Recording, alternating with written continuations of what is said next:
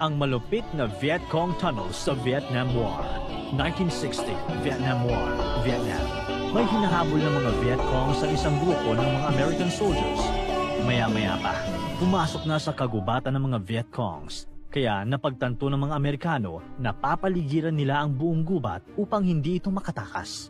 Pero pagkatapos ng ilang oras na paghahanap, talagang hindi na nila nakita ang Viet Congs. Imposible! Napapaligiran na buong gubat! Paano sila naglaho na parang bula? Ang hindi nila alam, nasa ilalim lang pala nila ang Viet Congs. Sa videong ito, pag-uusapan natin ang malupit na Viet Cong tunnels noong Vietnam War at bakit nga ba napakadelikado nito.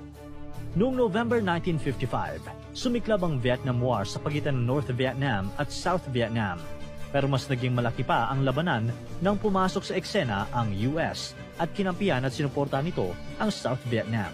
Kumpiyansa ang US sa giyera. Sa mga panahong iyon, tulad ngayon, isa na sila sa pinakamakapangyarihang bansa sa buong mundo. Alam ng Viet Congs na hindi nila kayang labanan ng harap-harapan ng US. Kaya naman, pinili nilang lumaban gamit ang guerrilla warfare. Kung hindi mo pa alam, ang guerrilla warfare ay isang klase ng strategy sa giyera kung saan hindi mo diretsang hinaharap ang kalaban, pero pinapanalo mo ang mga maliliit at mabibilis na labanan. At upang maisagawa ito, ginamit nila ang Viet Cong tunnels.